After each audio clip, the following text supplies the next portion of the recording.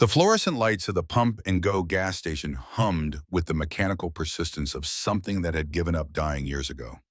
Tyler Hayes stood just inside the automatic doors at 5:47 in the morning, shoulders hunched beneath a hoodie 3 sizes too large, counting coins in his palm for the second time. $6.38.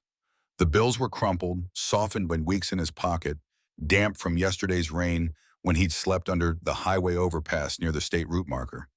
His fingers trembled as he sorted quarters from dimes, not from cold, but from the hollow ache that had become his constant companion. 4 months, 123 days since he'd run from the house on Maple Street in Oak Ridge, since he'd stuffed everything that mattered into a backpack and climbed out his bedroom window at 2 in the morning while his father snored off another bottle downstairs. The bruise on his ribs had been fresh. Then, purple and tender, the imprint of a boot heel still visible if you looked close enough. Now it had faded to a sick yellow-green, almost healed. Almost. Ghosts don't eat. The thought drifted through his mind as he moved past the coffee machine, its burnt smell mixing with the stale hot dogs rotating under heat lamps. Ghosts don't sleep in real beds or answer when someone calls their name. They just drift through the spaces between lives, invisible, forgettable, safer that way. He'd learned invisibility was a skill, same as reading or riding a bike. Keep your head down, avoid eye contact. Move like you belong nowhere and everywhere at once. Most people looked right through him now. That was the point. His stomach growled loud enough that he glanced around to make sure no one heard. The clerk behind the counter was absorbed in his phone, thumb scrolling endlessly. Good.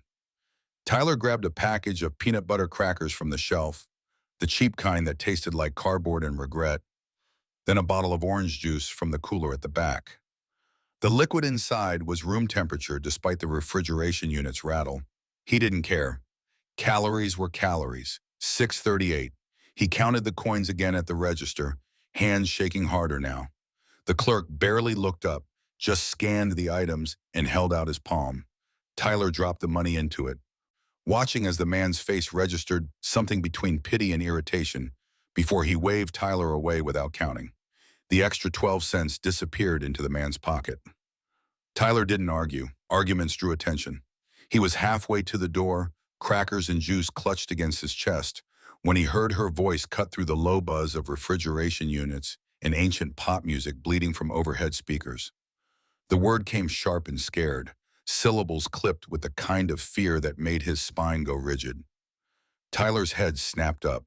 Through the gap between aisles stacked with motor oil and windshield wiper fluid, he could see the far corner of the store near the restrooms. 3 figures in dark hoodies had someone backed against the wall. A woman. She wore a leather jacket weathered to softness, the kind bikers favored, with patches sewn across the shoulders. Silver streaks cut through her black hair. She held a motorcycle helmet in both hands, knuckles white around the chin strap, positioning it like a weapon. The biggest of the 3 men laughed, the sound low and ugly. That bike outside looks expensive. The words drifted across the empty store. Keys. Now, the woman's jaw set in a line Tyler recognized. He'd seen it in his own mirror back when he still looked at mirrors, back when he believed standing your ground meant something. You really don't want to do this. Her voice carried an edge of steel wrapped in velvet, tough but trembling underneath. Tyler heard what she didn't say, the fear bleeding through certainty. The second man pulled something from his pocket. Light glinted off metal. A knife, 4 inches of blade that looked like it had seen use. The woman's grip on the helmet tightened. Every survival instinct Tyler had cultivated over 4 months screamed at him to leave. The door was right there, 12 feet away.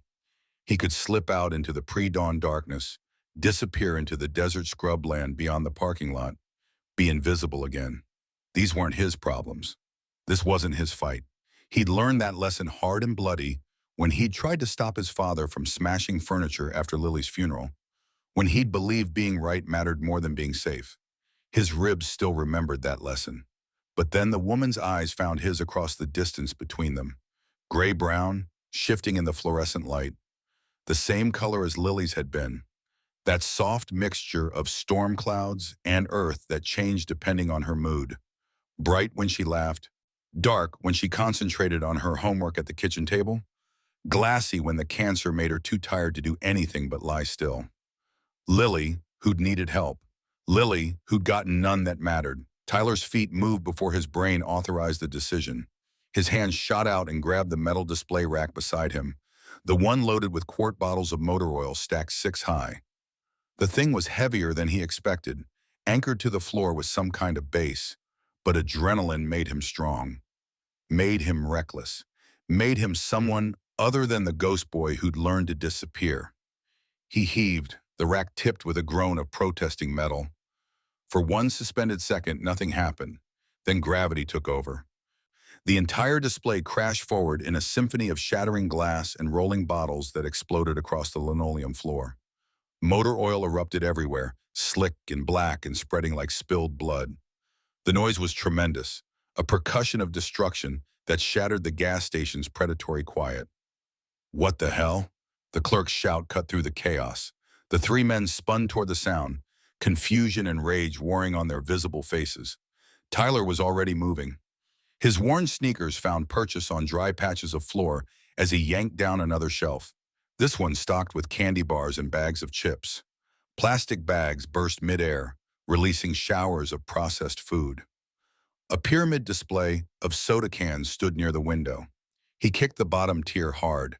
Cans exploded outward like shrapnel, rolling in every direction, clattering against glass and metal and each other. "Kid, stop!" One of the robbers lunged toward him, but his boots hit the motor oil slick. His legs went out from under him. He crashed down hard, cursing, flailing. Tyler's hands found the fire extinguisher mounted on the wall near the coffee station. He ripped it free from its bracket, pointed the nozzle at the ceiling, and squeezed. White foam erupted in a chemical fog that filled the store's upper half, reducing visibility to nothing. The alarm finally began to wail, a piercing shriek that meant police would be coming. That meant time was running out. That meant he'd just made himself the most visible person in a 50-mile radius. The woman, Rachel, though Tyler didn't know her name yet, bolted for the back exit. Her helmet was still clutched in one hand. She moved with the efficiency of someone who'd learned to run when running was the smart choice. The biggest robber recovered his footing and lunged for Tyler. His hand caught the edge of Tyler's hoodie. Fabric stretched. Tyler twisted, letting the oversized sweatshirt's loose fit work in his favor, and slipped out of the man's grip. His backpack slammed against his spine as he ran, zigzagging through the obstacle course he'd created. Behind him, cursing and the sound of someone else falling. Ahead, the back exit's red sign glowed through the chemical haze. His lungs burned, his ribs still healing, screamed with every breath. The old injury protested the sudden violence, sending sharp reminders up his side that he'd never been strong enough, never been fast enough, never been enough, period. But he ran anyway, because that's what ghosts did. They ran. He burst through the back door into pale dawn light. The desert air hit his face, cold and clean, after the store's chemical fog. Rachel was already on her Harley, engine roaring to life, a sound like controlled thunder. She looked back at him, eyes wide with something between surprise and calculation. "Get on." The command came without hesitation. Tyler didn't think. Thinking was for people who had time and options. He just ran and jumped onto the seat behind her as the back door slammed open again. The three men poured out, oil-stained and furious. But they were too late. The Harley exploded forward with a growl that vibrated through Tyler's entire body. He wrapped his arms around the woman's waist, holding on for dear life. Feeling the engine's power between his legs as they shot across the parking lot, his backpack bounced against his spine. Wind tore at his hood, ripping it back, exposing his face to the morning air. Behind them, the robbers were scrambling, reaching for something, a vehicle maybe, but distance was opening up fast. The highway stretched ahead, empty and gray in the dawn light. Sunrise painted the asphalt gold and orange, turning the desert landscape into something almost beautiful. Almost enough to make you forget that beauty and safety were two different things. Tyler risked a glance back. The three men had reached a beaten pickup truck parked on the side of the gas station. Two of them were climbing in, but the third, the one who'd had the knife, stood frozen. Even from 50 yards away, even with distance growing between them, Tyler could see the man's mouth fall open. could see recognition flash across his face like lightning. The man grabbed his partner's arm, yanked him back, pointed directly at Tyler with a finger that trembled. His voice carried across the morning air, carried by some trick of desert acoustics that made the words perfectly clear.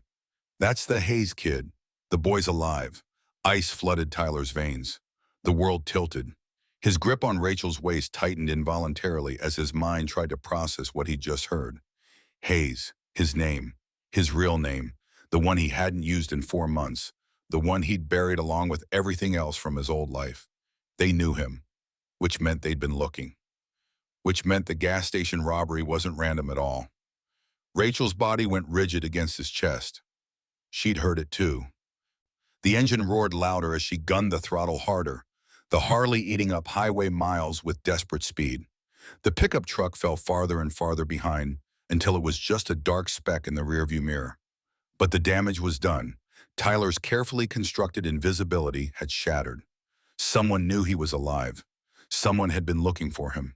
And that someone knew his name. 15 miles down Highway 47, Rachel finally slowed. She pulled off onto a roadside lookout point, gravel crunching under the Harley's tires, and killed the engine. For a long moment, neither of them moved. Tyler's arms were still locked around her waist, muscles cramped from holding on so tight. His legs trembled as he finally let go and slid off the bike. His knees nearly gave out when his feet hit solid ground. "Who are you?" Rachel's voice was quiet, measured, but Tyler heard the steel underneath. He stumbled backward, putting distance between them, every instinct screaming to run again. His hands shook. His breath came in sharp gasps.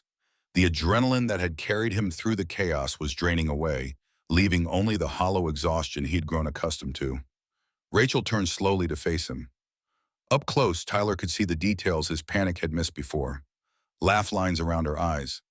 A small scar on her chin, faded white. The way her jaw was set like she'd made 1,000 hard decisions and was prepared to make 1,000 more. She was somewhere in her late 50s, maybe early 60s, with the kind of weathered beauty that came from living hard and living honestly. "That man called you Hayes." Her eyes never left his face. "And he said you were supposed to be dead." Tyler's throat closed up. He tried to speak, couldn't. Tried again. I can't. "Hey." Her voice softened around the edges. "Hey, kid. Breathe." But Tyler couldn't breathe, because the truth that was crashing down on him like a building collapsing in slow motion. The robbery wasn't a coincidence. After 4 months of running, 4 months of hiding, 4 months of believing he was safe as long as he stayed invisible, they'd found him. And now they knew he was alive, which meant they'd come looking, which meant he'd never been safe at all. Rachel caught his arm before he could bolt into the scrubland. Her grip was firm, but not cruel, the kind of hold that said she'd done this before. Talked down frightened kids who thought running was the only option left. "Easy, easy. Nobody's hurting you." "You don't understand." Tyler's voice cracked, breaking on the last syllable. "They'll come back. They always come back. Then we deal with it." Rachel guided him toward a concrete bench overlooking the highway, one of those rest stop installations that had seen better decades. "Sit. You look like you're about to pass out." Tyler sat because his legs gave him no choice. His whole body was shaking now, adrenaline draining away and leaving him hollow and exhausted and so hungry. The crackers and orange juice were still back at the gas station, his stomach twisted into knots. Rachel pulled out her phone. "I'm calling my husband." "No." Tyler lunged for the phone, but she held it out of reach. "No police, please." "You can't call the police. Kane's not police." Rachel was already dialing, her other hand held up in a placating gesture. "He's going to want to thank the kid who just saved my life. I didn't. It wasn't." Tyler stood up again, calculating distances. The highway, the desert. How far could he run before exhaustion caught up? How long before they found him again? "Sit down before you hurt yourself worse."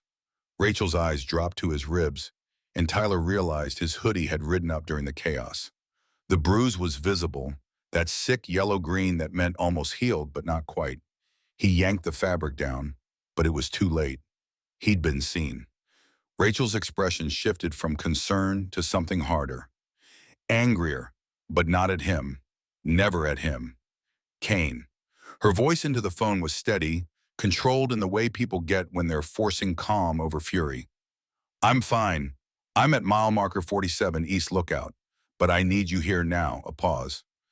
Tyler could hear a man's voice on the other end, rough and concerned, but couldn't make out words. Because I just met someone very brave and very scared, and I think he needs help. I'm leaving. Tyler backed toward the scrubland. I'm not going to. You could. Rachel pocketed her phone, her face neutral. But those men in the truck are probably circling back right now, checking every side road between here and Red Valley. On foot, you'd be an easy target. She was right. Tyler hated that she was right. Hated that 4 months of running had taught him to recognize truth when he heard it. The desert stretched for miles in every direction, empty and exposed. No cover, no shelter. And if they came looking, if they really wanted to find him, he wouldn't stand a chance. Why did they know your name? Rachel's question came quietly, without accusation. Tyler's jaw clenched. I don't know. You're a terrible liar. Despite everything, despite the fear and exhaustion and the way his world was crumbling, Tyler felt a bitter laugh try to escape. I'm an excellent liar. I've been lying for 4 months straight. Something in Rachel's face softened. 4 months on the road at 14. Kid, that's not lying. That's surviving. The rumble of motorcycles cut through the morning air before Tyler could respond. His head whipped toward the sound. Deep, thunderous, getting closer. Lots of them. Panic clawed up his throat. You said your husband. You didn't say, the Iron Wolves. Rachel finished for him, standing. It's our club. 6 Harleys roared into the lookout point, chrome and leather, an engine noise that vibrated in Tyler's chest like a second heartbeat. The riders were big, all of them, covered in patches and tattoos and the kind of weathered toughness that came from decades of living hard. The kind of men Tyler had learned to avoid in every city, every truck stop, every dark alley where predators waited for prey. The lead rider cut his engine and swung off his bike. He was massive, easily 6'3", with a graying beard shot through with white and arms like tree trunks. His leather vest read Kane over the heart and President on the back in embroidered letters. His eyes were sharp and gray, the kind that missed nothing. Tyler flinched backward, stumbling over the bench. His backpack hit the concrete with a thud. Kane stopped immediately, holding up both hands, palms out. Whoa, son, nobody's gonna hurt you. That's what they always say. Tyler's whisper was barely audible over the idling engines of the other motorcycles. Kane glanced at Rachel, who gave him a small nod. Then, in a movement that seemed impossible for a man his size, Kane slowly lowered himself to one knee. His joints creaked audibly, a reminder that he was older than he looked at first glance. He positioned himself at eye level with Tyler, hands still visible, everything about his posture designed to communicate safety. My wife says you saved her life. Kane's voice was surprisingly gentle, rough around the edges but warm underneath. That true? Tyler didn't answer, couldn't. His throat had closed up again. Those men at the gas station had a knife. Kane continued, his gaze steady. You created a distraction when you could have run. That takes guts. He paused, studying Tyler's face, his torn backpack. The way he favored his left side where the ribs still hurt. Or desperation. Which one was it? Both. The admission slipped out before Tyler could stop it. Kane's eyes, sharp and gray and older than time, scanned Tyler's face like he was reading a book written in a language only veterans understood. When'd you eat last? The question was so unexpected that Tyler's carefully constructed walls cracked. Yesterday morning. Maybe. Kane stood, joints creaking again, and pulled a protein bar from his vest pocket. He tossed it to Tyler, who caught it reflexively. Eat. Then we're going to talk about why 3 robbers knew your name. I can't. Tyler stared at the protein bar in his hands. Chocolate peanut butter. The expensive kind. You're not going to the cops. Kane's voice was firm but not threatening. And you're not going back to whoever gave you those bruises. But you are going to eat, and you are going to tell us why men with knives think you should be dead. Tyler's hands shook as he unwrapped the protein bar. It was the good kind, the kind he used to eat before everything went to hell, before Lily got sick and Dad started drinking, and the world turned into a nightmare he couldn't wake up from. He took a bite, then another. His traitorous stomach made an embarrassing noise. One of the other bikers, a woman with red hair streaked with gray, laughed softly. When this kid last have a real meal? We're fixing that. Kane looked at Tyler. There's a diner 2 miles up. You're coming with us. After you eat, if you want to walk away, that's your choice. He leaned closer, and Tyler could smell leather and motor oil and something that might have been coffee. But those men recognize you, son, and I saw the look in your eyes. You know why. Tyler swallowed hard. The protein bar tasted like salvation and felt like a trap. But Kane was right about one thing. The robbers had recognized him, had known his name, and running hadn't kept him safe. Maybe it was time to stop running, just for a meal, just long enough to figure out his next move. Okay, Tyler's whisper barely carried. Just breakfast. Then I'm gone. Kane smiled, sad and knowing and maybe a little bit proud. We'll see, kid, we'll see. The 6 other Iron Wolves stood by their bikes, engines still idling, waiting. Kane gestured to them with a slight tilt of his head. The riders killed their engines in sequence. The sudden silence almost as loud as the noise had been. Tyler watched as they dismounted, each movement practiced and efficient. These weren't weekend riders pretending to be tough. These were people who'd lived on motorcycles, who'd made the road their home. Rachel moved to stand beside Kane, her hand finding his. Tyler. Her voice was gentle. These are our people, our family. The red-haired woman stepped forward first. Scarlett O'Connor. She extended her hand, and when Tyler hesitantly shook it, her grip was firm, but not crushing. Pleasure to meet you, kid. Anyone who saves Rachel is good in my book. An older man with a gray ponytail and a prosthetic left hand nodded at Tyler. Jackson Riley. Friends call me Jax. He raised the prosthetic hand slightly. Lost this in Vietnam, 72. Bought me a ticket home and a lifetime of bad weather predictions. Tyler noticed the man's eyes were kind, despite the hardness around the edges. The others introduced themselves in turn. Hank Chen, quiet and observant, with Marine Corps tattoos visible under his rolled sleeves. Boone Williams, who looked like he might have been a medic once, carried himself with the careful efficiency of someone used to handling emergencies. Maria Santos, smaller than the others but with eyes that said she'd seen too much and survived anyway. And Doc Patterson, the oldest of the group at maybe 66, with wire-rimmed glasses and a gentleness that immediately put Tyler slightly more at ease. We heard shots on the radio. Jax addressed Kane, ignoring Tyler for the moment. Everything good? Marcus Dalton? Kane's voice went flat, saying the name. He's back. The temperature seemed to drop 10 degrees. Every single member of the Iron Wolves went still. Tyler watched as something passed between them, some shared knowledge that turned their faces hard. That traitor? Jax's voice carried an edge Tyler hadn't heard before. Thought he'd left the state. Kane's hand moved to touch a photograph taped to his motorcycle's handlebars. Tyler couldn't see the image clearly from where he stood, but Kane's expression softened for just a moment before hardening again. Apparently he's back, and apparently he's got business with this kid. 6 pairs of eyes turned to Tyler. He resisted the urge to run, but just barely. Doc Patterson stepped forward, kneeling the way Kane had, bringing himself to Tyler's level. Son, when'd you eat last? Tyler had already answered this question. Yesterday morning, maybe. Doc pulled another protein bar from somewhere in his vest.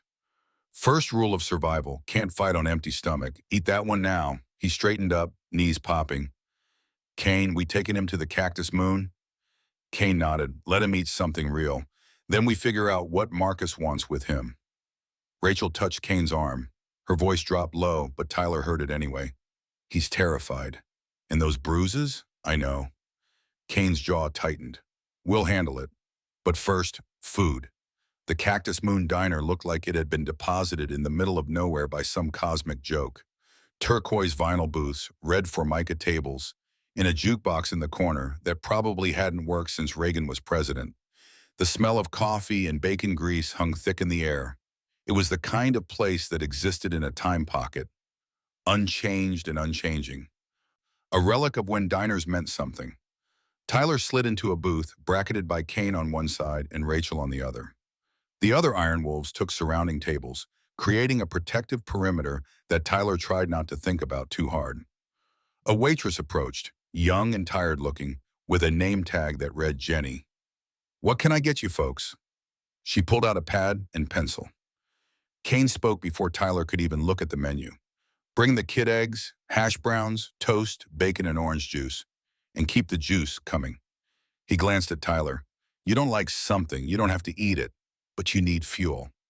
The waitress nodded and moved away. Tyler stared at the table, trying to make sense of what was happening. 4 months of surviving on gas station food and whatever he could scrounge, and now he was sitting in a diner surrounded by bikers who seemed determined to feed him. It felt like a dream, or a trap. Nobody spoke. Nobody asked questions. The Iron Wolves just let him sit there, breathing, existing, being something other than invisible for the first time in months. Tyler's hands shook on the table. He tried to still them, failed, gave up, and just let them shake. The food arrived faster than he expected. Eggs scrambled, hash browns crispy, toast with real butter, bacon that actually looked like bacon instead of the limp gas station version. Orange juice in a glass so big he needed both hands to lift it. Tyler stared at the plate like it might disappear if he looked away. "Go ahead," Rachel's voice was soft. "It's real." Tyler picked up the fork, took a bite of eggs. They were hot and seasoned properly and tasted like something from another lifetime. He took another bite, then another, and suddenly he was eating like he might never see food again, shoveling it in with the desperation of someone who'd learned hunger wasn't just discomfort, but a constant companion. "Easy, son." Kane's hand landed gently on Tyler's shoulder. "Food's not going anywhere. Slow down or you'll make yourself sick." Tyler forced himself to slow, but it was hard. The hash browns were perfect. The toast was warm. The bacon was crispy. He drank half the orange juice in one long swallow, and the waitress appeared immediately to refill it without being asked. Kane must have tipped her heavy already. Across the diner, Scarlett was telling a story to Jax about something that had happened in Vietnam. Her voice carried just enough for Tyler to hear fragments. "Kane saved my life in Da Nang, 72. Took a bullet meant for me." Her eyes flicked to Kane. "That's why we ride with him. Man'll take a bullet for a stranger without thinking twice." Kane's face colored slightly, embarrassed or maybe just uncomfortable with the attention.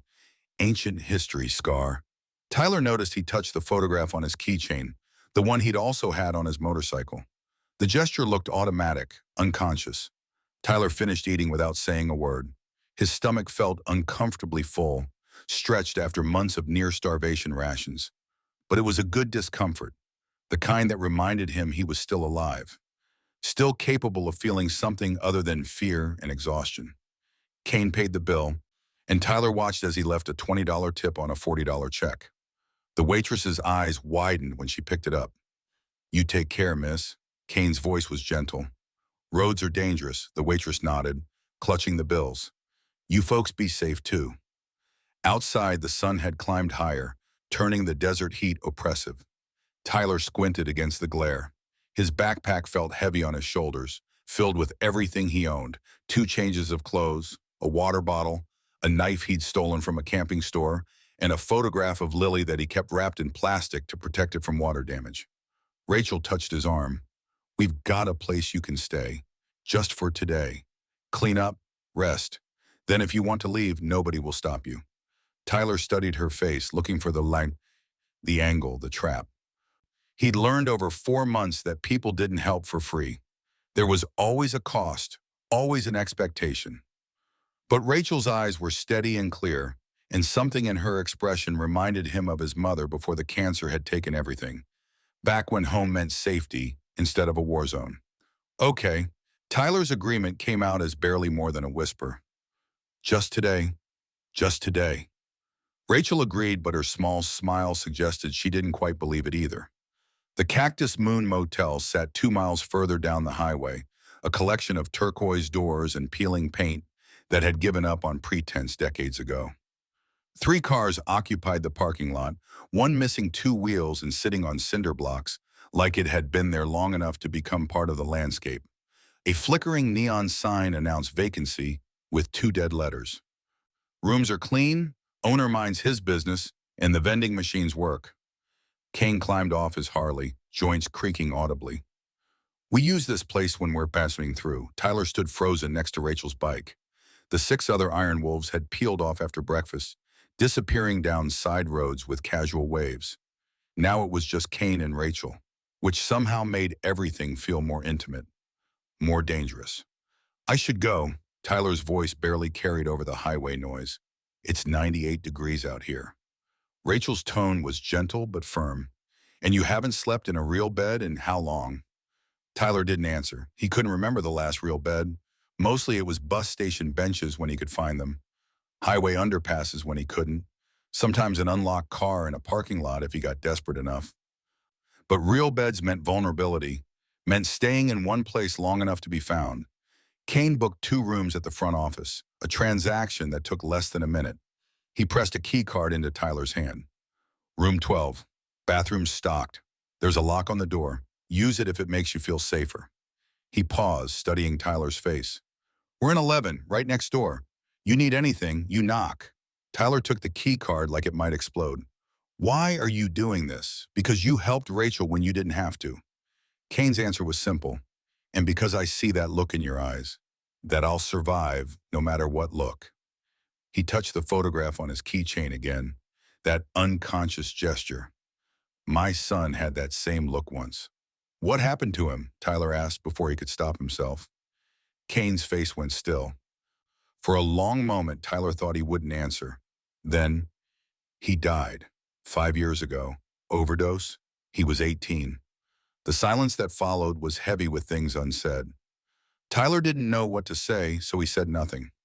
Just stood there holding a key card to a motel room, trying to understand why a man who'd lost his son would care about a runaway kid he'd just met. Get some rest. Kane's voice was rough. We'll still be here when you wake up. Room 12 smelled like industrial cleaning solution and old cigarettes someone had tried to cover up with air freshener. The walls were beige, the carpet was brown, and the bedspread was some indeterminate color that might have been blue once upon a time. But it was clean. The air conditioner rattled in the window unit but worked, and there was a lock on the door. Tyler locked it. Checked the window to make sure it opened easily, an exit strategy in case he needed to run. Locked the door again. Old habits. The bathroom mirror showed him a stranger. 4 months of inadequate food and constant stress had hollowed out his cheeks, carved shadows under his eyes that made him look older than 14. His hair hung past his ears, greasy and unkempt. He looked like every missing child poster he had ever seen, the kind that got posted on telephone poles and gradually faded in the sun until nobody remembered the face anymore. He turned on the shower, waiting for the water to heat up. Brown water circled the drain at first, clearing gradually to something approaching transparent. Tyler stripped off his clothes, wincing as the movement pulled at his still healing ribs. The bruise had faded to greenish yellow, almost gone, almost healed. His father's boot print had been visible for the first week, a perfect impression pressed into his flesh like a brand. Tyler shut off those thoughts before they could drag him under. He stepped into the shower, letting water that was too hot wash over him. Road dust, sweat, fear, it all spiraled down the drain in brown streams. He shampooed twice with the tiny motel bottle, scrubbed his skin until it hurt, stayed under the spray until the water started to run cold. When he finally emerged, wrapped in a scratchy motel towel, he felt almost human. Almost. He crept to the wall adjoining room 11, pressing his ear against the thin barrier. Voices filtered through, muffled but audible enough to make out words if he concentrated. They recognized him. Rachel's voice, worried. They called him Hayes and said he should be dead. I know. Kane sounded grim. I already made some calls while you were in the shower. Hayes, there was a family by that name in Oak Ridge, small town about 3 hours south of here. Tyler's breath caught. His hometown. They'd found it. There was an incident 8 months ago. Kane continued. A theft ring hitting the neighborhood. Violent. The Hayes family got caught in the middle of it somehow. What kind of incident? Rachel asked. The kind nobody talks about. Kane's voice dropped lower, but Tyler pressed harder against the wall, catching every word. But there were whispers. A daughter who died. Cancer, supposedly. Then the father started drinking heavy. Son ran away 4 months ago. Child Services has been looking for him, but the kid went completely off-grid. Tyler's hands clenched into fists. They were talking about him, about Lily, about everything he'd run from. Jesus. Rachel's whisper carried through the wall. Kane, those men at the gas station, they weren't random robbers. No. Kane agreed. They were looking for him, or they stumbled onto him and panicked. Either way, it's connected. Silence for a moment. Then Rachel spoke again, her voice barely audible. Kane, what do? We keep him safe until we figure out what he's running from. Kane's answer was firm. And then we make sure he never has to run again. Tyler pulled back from the wall, his heart hammering. They knew. Not everything, but enough. Enough to know his father was a drunk who'd beaten him. Enough to know Oak Ridge was a graveyard of memories he'd never go back to. But they didn't know about the locket. They didn't know about the man with the limp who'd smiled at Lily's funeral and told his father he was sorry for their loss while wearing Lily's stolen silver locket under his shirt collar, just visible when he'd bent forward to shake Dad's hand. They didn't know that Tyler had seen him, had followed him to a bus terminal 3 months later, had been tracking the theft ring ever since, moving from town to town, listening to gas station attendants and convenience store clerks talk about robberies, hoping to catch another glimpse. They didn't know that Tyler Hayes wasn't just running, he was hunting. A soft knock on his door made Tyler jump. He grabbed his still damp clothes, yanking them on with shaking hands. Jace, Rachel's voice through the door. You okay in there? He cracked the door open, chain still engaged. Rachel stood in the hallway holding a plastic bag, her expression patient and concerned in equal measure. Thought you might need these. She held up the bag. Inside were clean clothes, t-shirts, and jeans and socks that looked new. Kane's nephew's stuff. He outgrew them last year. They're about your size, I think. Tyler stared at the bag. When was the last time someone had given him something without wanting something back? He couldn't remember. 4 months on the road had taught him that kindness always came with a price tag. Why are you helping me? The question came out raw, stripped of any attempt at self-protection. Rachel's expression softened. Because you helped me when you didn't have to. She paused. And because I see that look in your eyes, that I'll survive no matter what look. My brother had that same look once. What happened to him? Tyler heard himself echo the question he had asked Kane about his son. He finally let someone help him. Rachel smiled slightly. Now he's a social worker in Phoenix, helping other kids like you. Kids who fell through the cracks. She handed him the bag through the gap in the door. Get some sleep, Tyler. We'll still be here in the morning. She left before he could argue, before he could hand the bag back, before he could explain that he didn't deserve new clothes or help or anything except to keep running until either the men found him or he found them. Tyler locked the door again, pulled the clean clothes out of the bag, a black t-shirt, soft from washing, jeans that looked like they'd actually fit instead of hanging off his frame, socks without holes. He changed into them slowly, feeling the fabric against his skin like a foreign language he'd forgotten how to speak. The bed looked impossibly soft. Tyler approached it like it might bite, sat on the edge testing its realness. The mattress gave under his weight, not much but enough to confirm it wasn't concrete or hard-packed dirt or a bus station bench. He lay back just for a moment, just to test it. His eyes closed. For the first time in 4 months, Tyler Hayes slept without nightmares. He woke to pounding on his door and panic flooding his veins like ice water.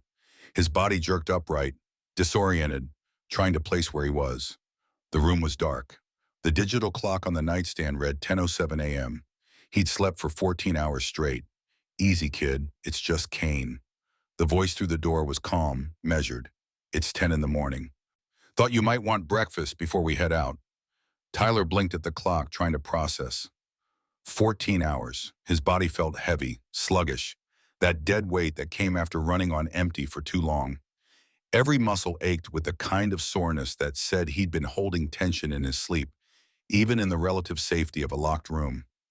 Head out where? He called back, voice rough with sleep. Ruston Creek, 2 towns over. Kane's answer was matter of fact. We've got business there. Business. The word made Tyler's stomach clench. He pulled on the clean jeans and black t-shirt, ran water over his face in the bathroom, avoided looking in the mirror. His reflection was too complicated this morning, too full of questions he didn't want to answer. 20 minutes later, he was on the back of Kane's Harley again. The Iron Wolves rode in formation around them, 6 bikes moving like a steel arrow down the highway. Tyler had expected them to leave him at the motel. The fact that they hadn't made him nervous and uncomfortably, almost hopefully, validated. Ruston Creek was smaller than Red Valley, barely a dot on maps that bothered to acknowledge its existence. Main Street had maybe 10 buildings, half of them boarded up with for sale signs, faded by years of sun exposure. The Wolves pulled into the parking lot of a general store with a hand-painted sign that read, Tucker's Supplies. "Why are we here?" Tyler asked as Kane killed the engine. 3 weeks ago, this town got hit by the same theft ring that hit your gas station. Kane's eyes were serious, that gray gaze that seemed to see through Tyler's carefully constructed walls. Lost about $50,000 in jewelry, electronics, and cash. Nobody saw anything useful. Nobody got hurt, but it was close. Tyler's pulse quickened. How do you know it's the same people? Because we've been tracking them for 2 months. Rachel pulled off her helmet, tucking it under her arm. They hit 4 towns along this highway corridor. Always the same pattern. Small businesses, isolated locations, in and out fast. She looked at Tyler, her gaze measuring. Yesterday was the first time they got sloppy. First time someone fought back. Kane headed into the store.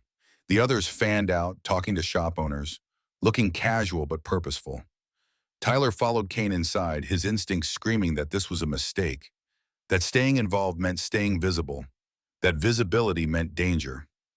An old man behind the counter looked up, his weathered face breaking into a cautious smile. "Kane, didn't expect to see you back so soon." "Hey, Tucker," Kane gestured to Tyler. "This is Tyler. He's helping us with something. Mind if he looks at your security footage from the robbery?" Tucker's eyes narrowed, studying Tyler with the kind of assessment that came from decades of reading people. "Police already saw it, said there wasn't enough to work with. We're not police." Kane's answer was simple, and Tyler has a good eye for details. Tucker studied them both for a long moment, then shrugged. "Computers in the back, footage is still saved. Don't know what you think you'll find that the cops didn't." The office was cramped and smelled like coffee and motor oil. Tucker pulled up grainy black and white footage from 3 weeks ago, the timestamp reading 3:47 a.m. Tyler watched as 4 figures in dark clothes and masks moved through the store with practiced efficiency. They knew exactly where to look, which drawers held cash, where Tucker kept the expensive hunting knives locked in a display case. They'd done this before, many times before. But then one of them turned toward the camera, adjusting his mask. The angle was poor, the lighting worse, but Tyler's world tilted anyway. "Stop," his whisper was barely audible. "Go back 5 seconds." Tucker rewound the footage. There in the freeze frame, the man's left leg. The way he moved, that distinctive hitch in his step, dragging his foot slightly before putting weight on it. Like his left leg didn't quite bend right, like an old injury had healed wrong and left him with a permanent reminder. Tyler's breath caught in his throat. That's him. That's the man with the limp. Kane leaned closer, eyes narrowing at the screen. "You know him?" The words tumbled out before Tyler could stop them, before he could remember that telling the truth meant exposure, meant commitment, meant giving up the isolation that had kept him safe. "He was at my sister's funeral 2 years ago. Lily's funeral." The syllables caught in his throat, sharp as broken glass. "He told my dad he was sorry for our loss." The room went silent except for the hum of the computer. But he was wearing her locket. Tyler's voice cracked, her silver locket with the engraving. "Lily, forever brave. My grandmother gave it to her before she died. It was the only thing." He couldn't finish. Rachel had appeared in the doorway at some point, drawn by his voice or maybe by intuition. Her face was stricken. "Your sister." Her voice was gentle, careful, like she was approaching a wounded animal. "Tyler, Lily." He forced the name out. "She died 2 years ago." The words came flat, emotionless, because that was the only way he could say them without breaking apart completely. Cancer, leukemia. She was 9. Tucker's weathered face had gone pale. "Jesus, kid. After the funeral, our house got broken into." Tyler continued, the words mechanical now. A story he'd told himself so many times it had lost connection to actual memory. "They took everything valuable. Cash, my mom's jewelry, some electronics. And they took her locket. It was the only thing I had left of her. The only thing that, and you saw this man wearing it. Kane's voice was quiet, controlled, but Tyler heard the steel underneath. Tyler nodded. 3 months ago. Bus terminal in Parksville. I recognized the limp. I followed him, but he got on a bus before I could. Before you could what? Rachel asked, though her tone suggested she already knew the answer. Confront him. Tyler looked at the frozen image on the screen, at the man who'd stolen the last piece of his sister. Get it back, so you've been tracking them. Kane made it a statement, not a question. The theft ring. Following the pattern of robberies, hoping to see him again, Tyler's silence was confirmation enough. Jesus, kid. Tucker shook his head. You've been hunting armed robbers alone. For 3 months. I wasn't going to do anything. Tyler's protest sounded hollow even to his own ears. I just wanted to find him. Find her locket. Find the last thing that proved Lily had existed, had been real, had mattered. Kane and Rachel exchanged a look, something passing between them that Tyler couldn't decipher. When Kane turned back, his expression had shifted into something harder, more determined. Well, you're not alone anymore. Kane's voice carried the weight of a promise. And we're going to find your sister's locket. He paused, studying Tyler's face. But first, we need to figure out why these men think you're supposed to be dead. Tucker pulled up a chair, his old bones creaking. You folks want coffee? This sounds like a long story. It is, Kane agreed, and it's about to get longer. They spent the next 2 hours in Tucker's back office piecing together fragments of information. Kane made phone calls on his ancient cell phone, the con that flipped open and had actual buttons. Rachel took notes on a yellow legal pad. Tyler sat in the corner, feeling like he was watching his life get dissected by strangers who somehow cared more about what happened to him than anyone had in months. The theft ring had hit 4 towns in 6 months, Kane explained, pointing to a map Tucker had spread across his desk. Oak Ridge first, Tyler's hometown, then Parksville, then Red Valley, now Ruston Creek. The pattern was clear, if you knew what to look for. Small towns along Highway 47, each hit within a 50-mile radius of the last, moving steadily north, like they were following some predetermined route. They're not just thieves. Doc Patterson had arrived at some point, along with Jax and Hank. The small office was getting crowded. Doc leaned over the map, tracing the route with one finger. They're organized, professional. This isn't opportunistic crime. And they knew Tyler's name. Rachel tapped her pen against the legal pad. They said he was supposed to be dead. That's not random. Kane pulled out a file folder, thin and worn, that he'd apparently been keeping for months. Inside were newspaper clippings, printouts from internet searches, handwritten notes. Tyler caught glimpses of headlines. Local business robbed, police seek leads in string of thefts, Oak Ridge residents on alert after break-ins. I've been tracking these guys since they hit a veteran's widow in Parksville. Kane's voice went flat. Stole everything she had, including her late husband's medals from Desert Storm. That's when I started paying attention. So you've been hunting them too, Tyler realized, just like me. Kane met his eyes. Different reasons, same goal. Jax cleared his throat. So what's the connection to the kid? Why do they want him dead? Tyler's father. Hank spoke up for the first time, his quiet voice carrying authority. David Hayes, I looked him up while you were talking. He's an accountant in Oak Ridge, does taxes and bookkeeping for local businesses. The pieces clicked together in Tyler's mind before anyone said it out loud. My dad's work files. After the funeral, after they robbed the house, I remember. The broken desk in his father's study flashed through his memory, the filing cabinet torn open, papers scattered everywhere. They took his computer, all his paper files, everything. Rachel looked at Kane. They're not just thieves, they're erasing evidence. Evidence of what? Tucker asked. Kane's jaw tightened. That's what we need to find out. But if they took an accountant's files, if they broke into his house right after his daughter died, they were covering their tracks. Doc finished, getting rid of records that could tie them to something bigger. Money laundering, Jack suggested, tax fraud, something that needed an accountant's records destroyed.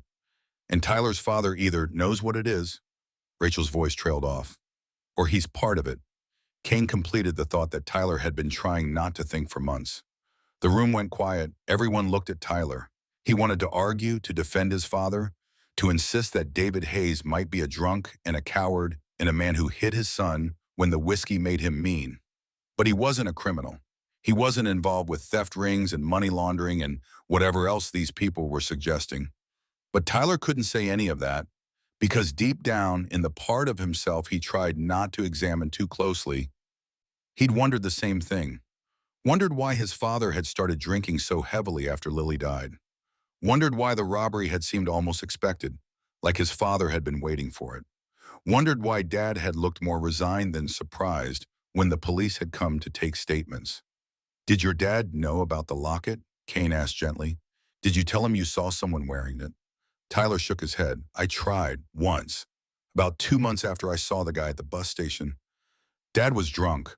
I started to tell him and he—" The memory surfaced, sharp and painful, his father's fist connecting with his ribs. The boot when Tyler had fallen. The slurred words that still echoed in his nightmares. "Just like your sister, always seeing things that weren't there, always causing problems." Rachel made a soft sound of distress.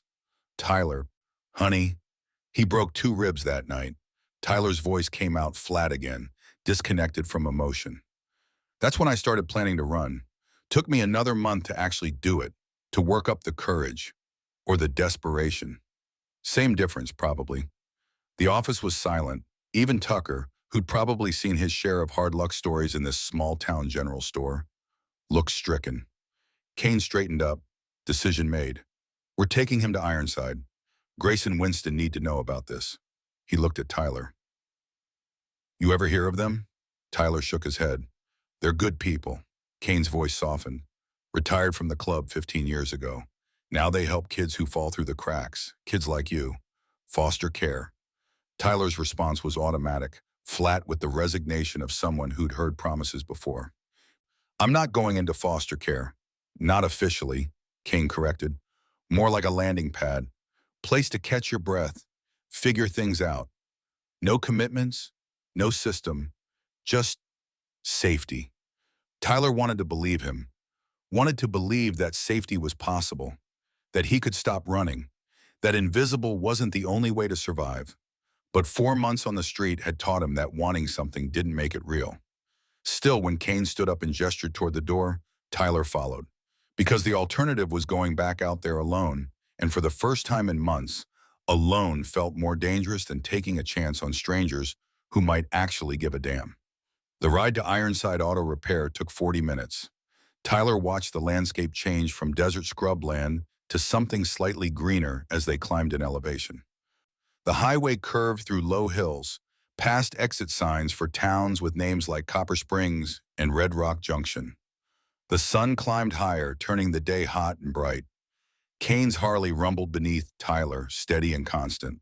The man didn't try to make conversation over the engine noise, just rode with the kind of comfortable silence that suggested he understood Tyler needed time to process. Behind them, Rachel kept pace on her own bike. The other Iron Wolves had peeled off, presumably to handle their own business. But their absence somehow made Tyler feel more exposed rather than less. Ironside Auto Repair announced itself with a hand-painted sign that had seen better decades. The building was sprawling, 2 stories of weathered wood and concrete block, with a parking lot that had once been paved but was now more patch than original asphalt. American flag flew from a pole near the entrance, the fabric faded and tattered but still present. A smaller sign below the main one read, "Veterans owned and operated." Kane killed the engine. Tyler climbed off, legs shaky from the ride and from anticipation he didn't want to acknowledge. Rachel pulled up beside them, removing her helmet and shaking out her silver-streaked hair.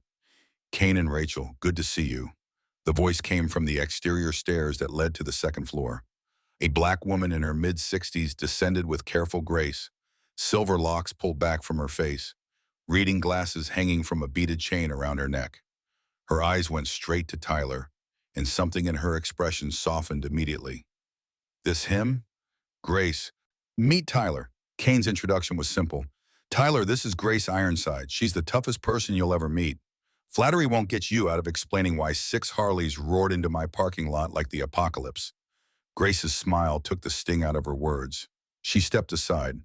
"Come on up, honey. You look like you need food and a place to sit." The upstairs apartment was everything Tyler hadn't expected. Warm, lived in, walls covered in photographs of smiling kids, dozens of them, all ages, all backgrounds. Each photo had a small plaque underneath with a name and date. Miguel Santos, 2019, now at UCLA. Keisha Brown, 2015, Army Nurse Corps. Devin Martinez, 2017, Electrician's Apprentice. The list went on, chronicling success stories that had started in this exact space. We've had 47 kids through here. Grace followed Tyler's gaze. Some stay a night, some stay 6 months. All of them leave knowing they matter. Tyler's throat tightened. How long can I stay? The question slipped out before he could stop it. Long as you need, baby. Grace's answer was immediate. But first, you gotta tell us why Marcus Dalton knows your name. The name hit Tyler like cold water. Marcus Dalton, the man with the limp, had a name now, a real identity that made him more than just a phantom Tyler had been chasing through bus terminals and security footage. Marcus Dalton, you know him?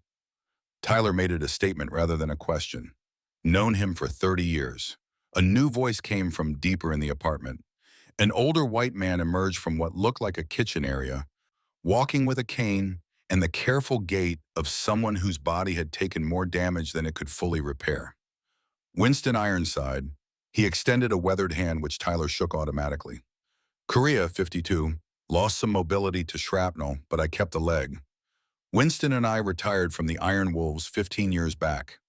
Grace settled into an armchair that had clearly molded itself to her shape over years of use. Started this place because we saw too many kids falling through cracks. System fails them. But we don't.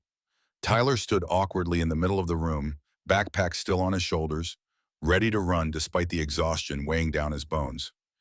Grace and Winston watched him with the patience of people who'd done this many times before, who understood that trust took time. Kane and Rachel spent the next 20 minutes explaining everything.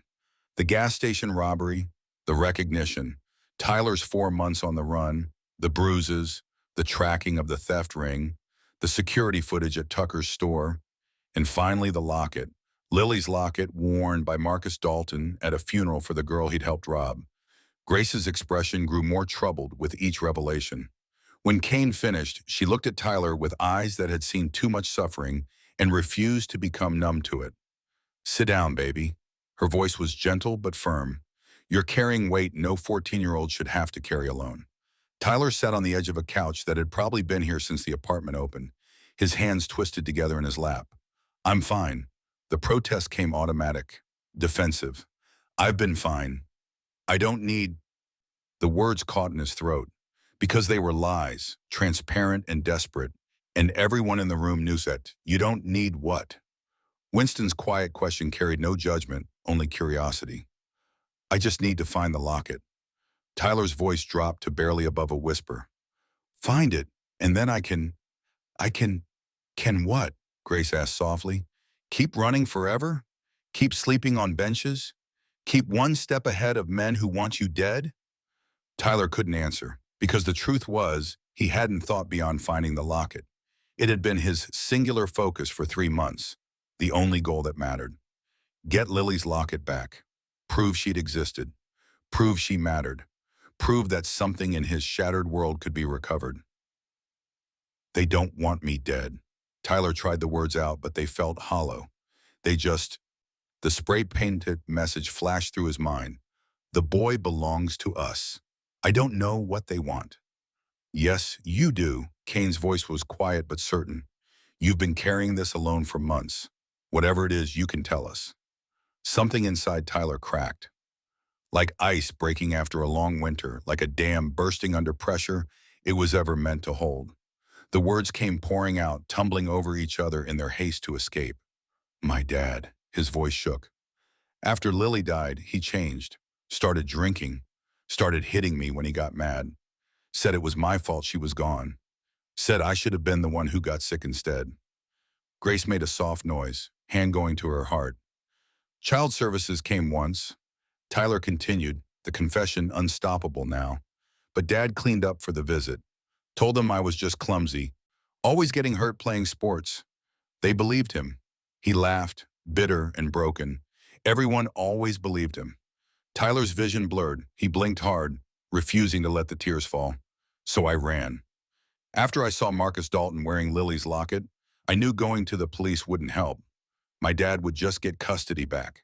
And if the theft ring was connected to him somehow, if they stole his files for a reason, then going to the cops meant putting myself right back where they could find me.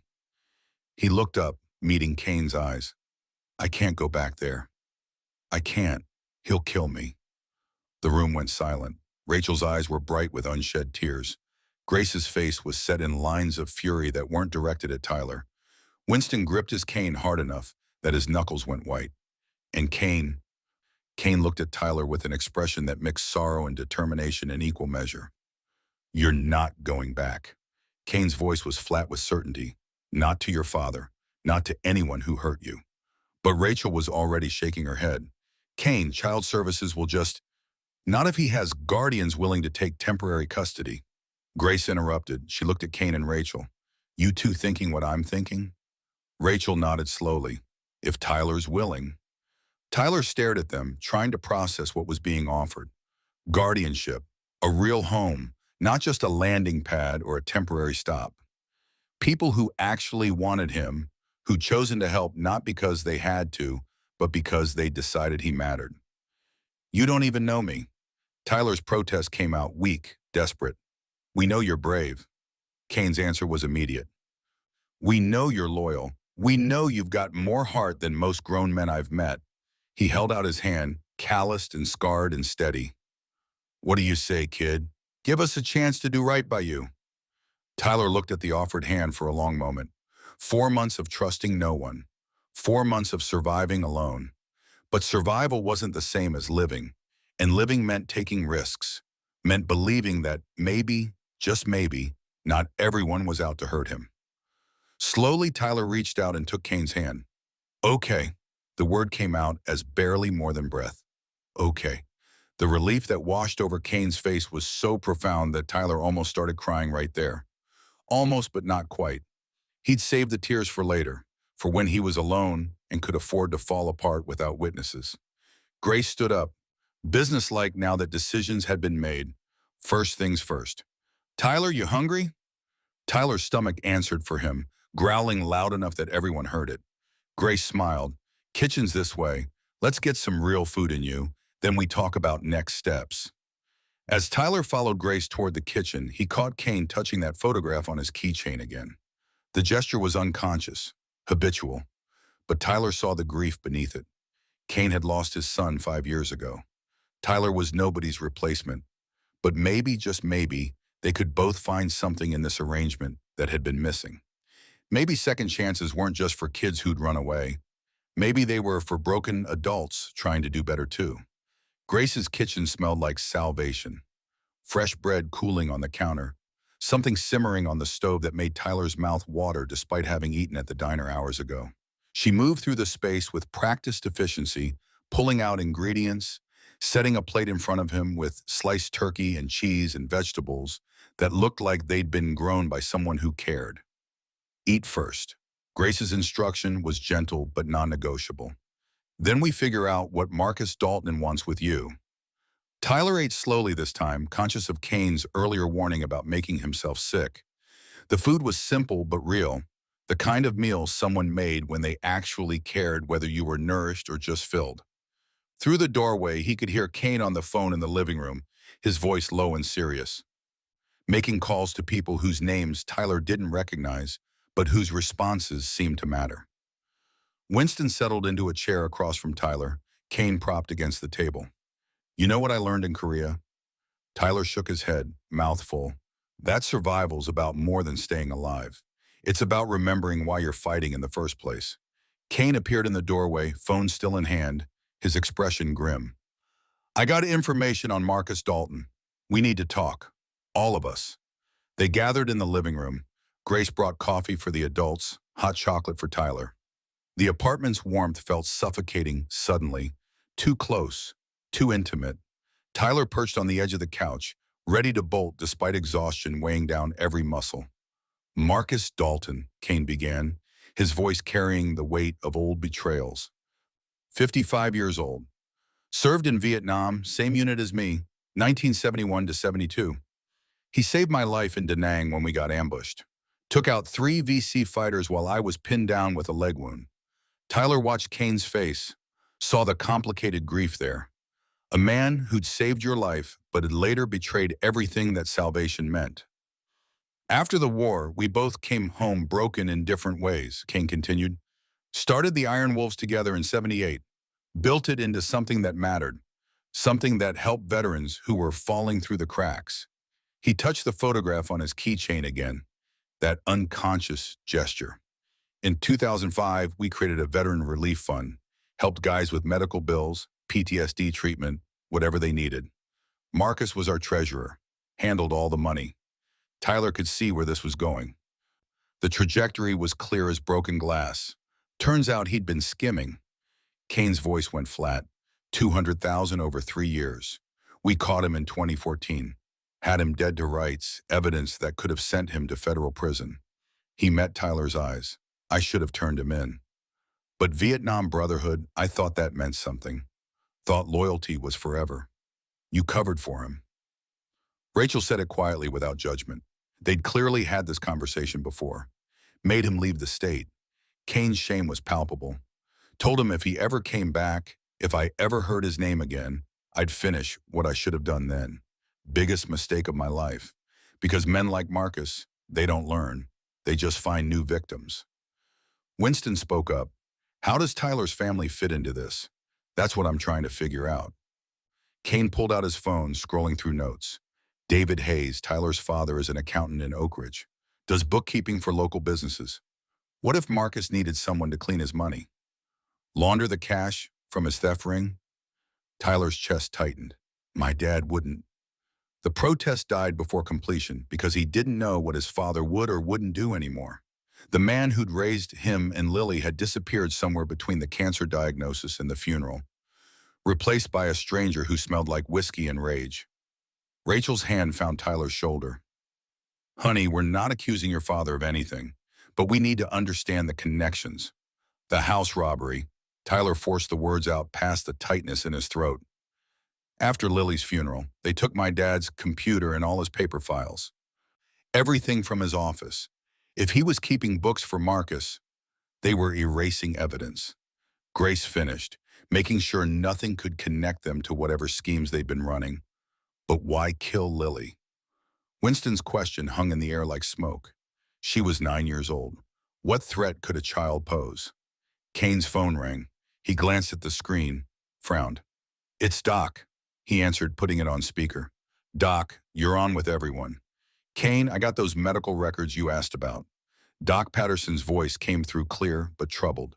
Lily Hayes, 9 years old, diagnosed with acute lymphoblastic leukemia at age 7. Treatment was actually going well. Her oncologist noted in the file that she was responding better than expected to chemotherapy. Tyler's hands clenched into fists. He'd been at those appointments, sitting in waiting rooms with coloring books and magazines while Lily got her treatments. He remembered the doctors being cautiously optimistic, remembered his mother crying with relief when they said the cancer was in remission. But 6 months before she died, something changed. Doc's voice dropped lower. Sudden deterioration, weight loss, organ failure, symptoms that didn't match the progression of her leukemia. Her oncologist was baffled, recommended additional testing, but the parents declined because Dad said we couldn't afford it. Tyler remembered that fight, his parents screaming at each other in the kitchen late at night while he pressed his ear to his bedroom door. His mother wanting more tests, his father insisting they'd done enough, that sometimes cancer just won anyway. There's a note in the file, Doc continued.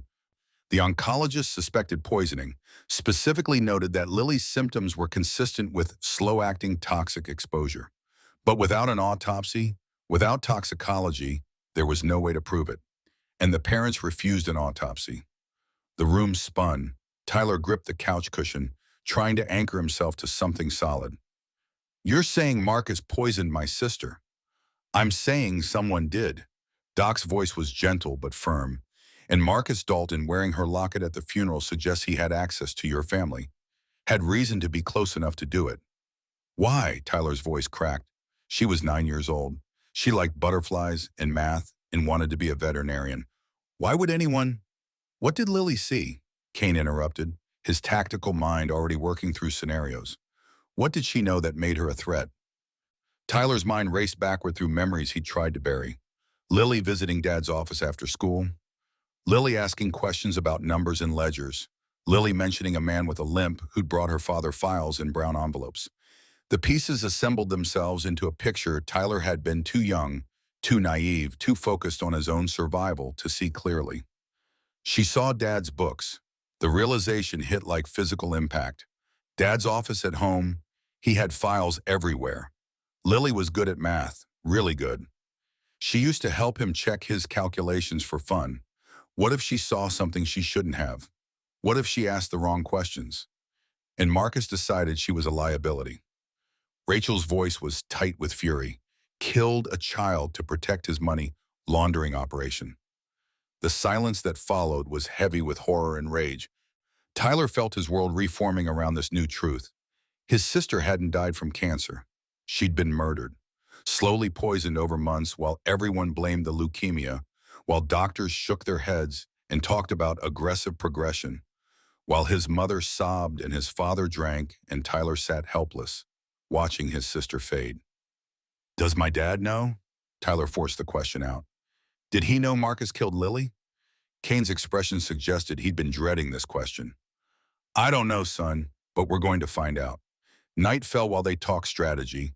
Grace made dinner, insisted Tyler eat despite his protests that food would just come back up. Winston spread maps across the coffee table, marking locations where the theft ring had struck. Rachel compiled a timeline of events. Kane made more phone calls, his network of veteran contacts providing pieces of information that slowly formed a larger picture. Tyler sat in the corner, wrapped in a blanket Grace had draped over his shoulders, watching adults plan his future like he was a problem to be solved rather than a person. Part of him appreciated it. Part of him resented it. All of him was exhausted in ways sleep couldn't fix. Around 10 p.m., Kane announced they'd be moving Tyler to the state police in the morning. Get you into protective custody, let you give an official statement about everything you have seen. With your testimony and the evidence we've gathered, we can put Marcus away for a long time. What about my dad? Tyler's question was quiet. Kane's face was serious. That depends on what he knew and when he knew it. If he was just being extorted, threatened into keeping Marcus's books, that's one thing. If he was a willing participant, he didn't finish, but Tyler understood. His father might go to prison too. Surprisingly, Tyler felt nothing about that possibility. No grief, no relief, just empty acceptance. His father had stopped being a father long before Tyler ran away. Maybe prison would be appropriate. Maybe it would be justice. Maybe it didn't matter at all. You should get some sleep. Grace's voice interrupted his spiraling thoughts. We've got a spare room set up. Clean sheets, your own space. Door locks from the inside if that makes you feel safer. Tyler followed her down a short hallway. The room was small but clean, with a single bed and a window that looked out over the parking lot. Grace showed him where extra blankets were stored, pointed out the bathroom across the hall, told him to knock if he needed anything during the night. After she left, Tyler locked the door and sat on the bed. The room was too quiet after months of sleeping in places with constant noise, traffic and voices, and the ambient sounds of civilization that never fully stopped. This silence felt wrong, oppressive, like it was waiting for something to fill it. He pulled out the photograph of Lily he kept wrapped in plastic. 9 years old, gap-toothed smile, eyes bright with intelligence and mischief. Forever brave, the locket had said, but Lily hadn't been brave when she died. She'd been scared and confused and in pain, asking why it hurt so much, why the medicine wasn't working anymore, why nobody could make it stop. Because someone was killing you. Tyler whispered to the photograph. And nobody knew. Nobody saved you. His hands shook. The photo blurred. He thought about Marcus Dalton walking free for 2 years while Lily rotted in the ground. Thought about his father drinking himself stupid, maybe knowing the truth, maybe complicit in letting it happen. Thought about child services, believing his father's lies while Tyler's ribs healed wrong, and fear became his constant companion. The knife he'd stolen from the camping store months ago was still in his backpack. He pulled it out, tested the weight of it in his hand. 4 inches of steel, sharp enough to do damage if you knew where to strike.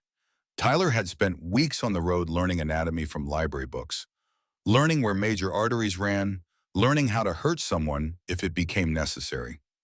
He could do it. Wait until everyone was asleep. Slip out the window. Find Marcus Dalton. The theft ring had patterns, and Tyler had been tracking them long enough to make educated guesses about where they'd be. One quick strike, and Lily would have justice. Except it wouldn't be justice. It would be revenge. And revenge wouldn't bring Lily back, wouldn't undo the pain, wouldn't make the last 2 years disappear like a bad dream. Tyler sat on the roof access ladder at 2 in the morning, knife in his pocket, photo of Lily in his hand, trying to decide what kind of person he wanted to be. The kind who survived no matter the beef, or the kind who remembered that surviving meant more than just staying alive. The roof door opened behind him. Tyler tensed, but it was just Kane moving slowly and carefully like his joints hurt. The older man didn't say anything, just settled onto the ladder rung beside Tyler with a grunt of effort. Couldn't sleep either. Kane's observation wasn't really a question. Tyler didn't respond. The desert night stretched out below them, lights from the highway distant and cold. I know that look. Kane's voice was quiet, conversational. Had it myself after Michael died, thinking about revenge, thinking about how easy it would be to make someone hurt the way you're hurting. Tyler's hand moved to his pocket, felt the knife there. My son got into drugs at 16. Kane continued like Tyler hadn't moved. Painkillers first, then harder stuff when pills stopped working. I was too busy with the club, with my own demons from the war. Didn't notice until it was too late.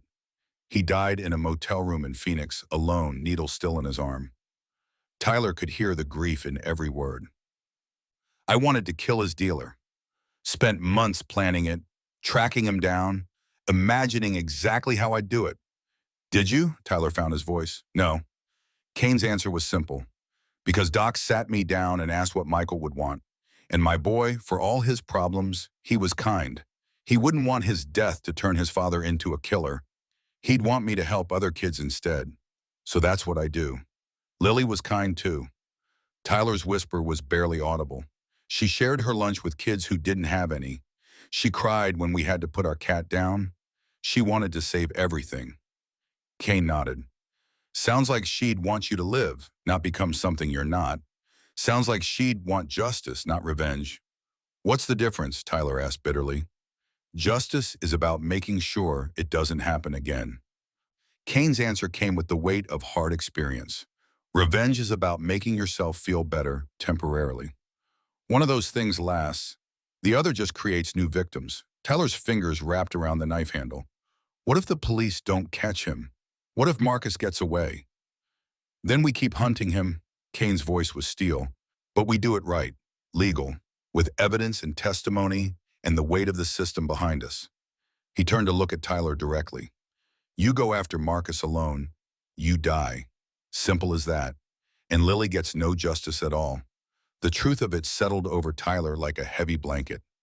He wasn't strong enough, wasn't skilled enough, wasn't anything enough to take on Marcus and his crew by himself. He'd gotten lucky at the gas station, created chaos in a moment of desperation. But luck ran out. And desperation wasn't strategy. Will you teach me, Tyler asked quietly, how to fight, how to defend myself, how to be strong enough that nobody can hurt me again? Kane was quiet for a long moment. I can teach you how to survive, how to think tactically, how to use your brain instead of your fists, he paused. But strength isn't about being able to hurt people, son. Real strength is choosing not to, even when you could. Tyler pulled the knife out of his pocket, held it up in the moonlight. I stole this 2 months ago. Thought I might need it. Probably will need it, living on the streets. Kane didn't judge, just acknowledge reality. But having a weapon and using it are different things. First time you stick a knife in someone, that changes you forever. Can't undo it. Can't take it back. Tyler stared at the blade, then he handed it to Kane. Keep it, until I'm ready to decide what kind of person I want to be. Kane took the knife, pocketed it. That's the strongest thing you have done yet, kid. recognizing you're not ready. Most people never learn that. They sat in silence for a while longer, watching the highway lights, listening to the desert night. Eventually, Kane stood up with a groan of protesting joints. Come on, we both need sleep. Tomorrow's going to be a long day. Tyler followed him back inside, the photograph of Lily still clutched in his hand. As he settled back into bed, he whispered to her image one more time. I'm not going to kill him for you because that's not what you'd want. But I'm going to make sure he pays for what he did. I promise. He slept dreamlessly for the first time since Lily died. Morning came too quickly. Tyler woke to voices in the living room, urgent and tense. He pulled on clean clothes and emerged to find Kane on the phone, his face grim. Rachel paced near the window. Winston and Grace stood by the door, both looking ready for a fight despite their age. What's happening? Tyler asked. Kane held up a hand, finishing his phone conversation. The moment he hung up, he turned to Tyler. Marcus knows we have you. One of our contacts just called. Marcus is putting together his crew, planning to intercept us before we reach the state police. How many? Rachel's question was tactical, efficient. At least 20 men. Kane's answer made Tyler's stomach drop. He's calling in every favor, every connection. This isn't just about covering his tracks anymore. This is about sending a message. What kind of message? Tyler heard the fear in his own voice. That nobody crosses Marcus Dalton and lives. Winston's assessment was blunt. He can't let you testify. Can't let you connect him to Lily's murder. You're a threat to everything he's built. So we don't take the highway, Grace suggested. Back roads, different route. Kane shook his head. He'll have those covered too. Marcus knows how we think, knows our patterns. He planned with us for 30 years. He can predict our moves. Then what do we do? Tyler asked.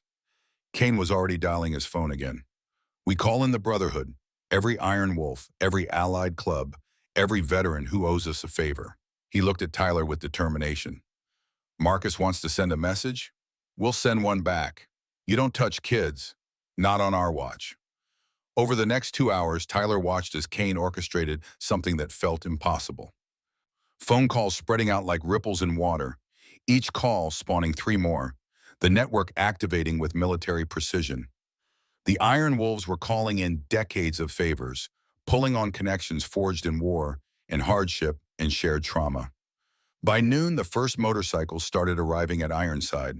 Not just Iron Wolves, but Desert Riders from Arizona, Steel Phoenix from New Mexico, Highway Saints from Texas.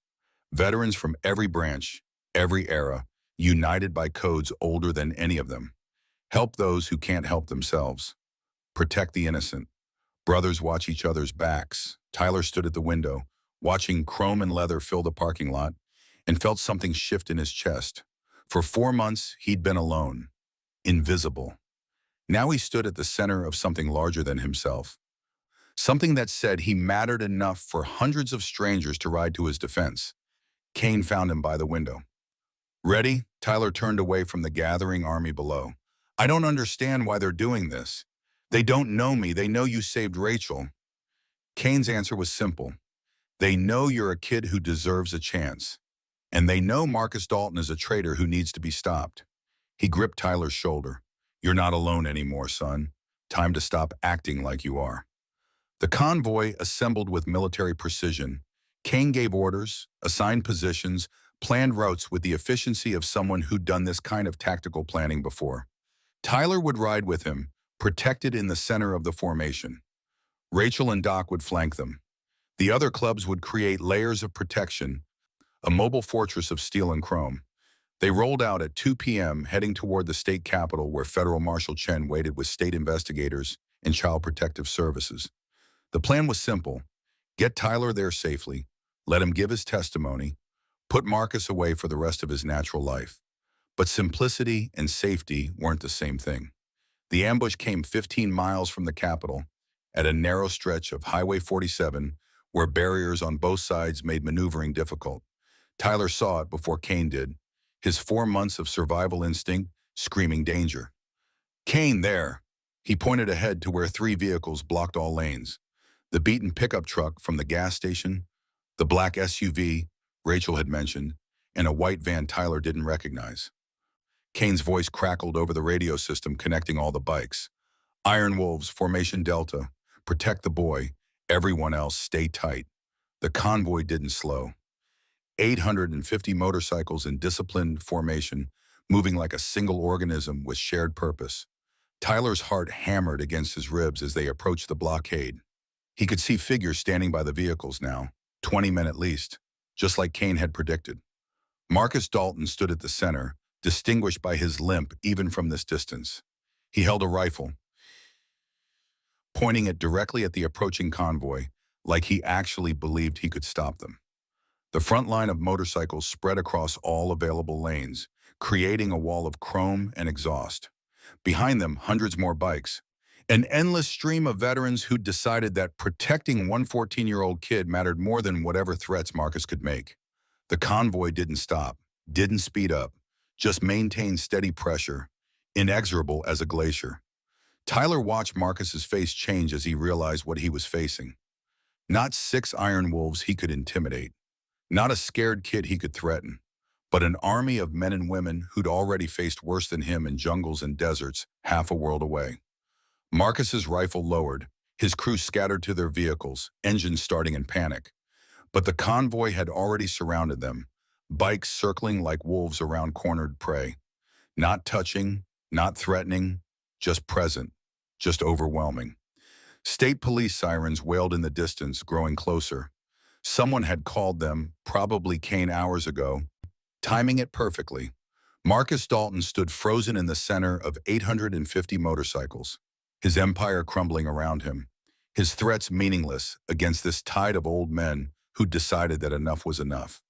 Tyler watched from behind Kane as officers emerged from cruisers, weapons drawn but confused. The lead officer approached Kane, who dismounted slowly, hands visible. "Captain Morris." Kane's greeting was respectful. "We have suspects for you, multiple felonies, including murder." Kane pointed to Marcus.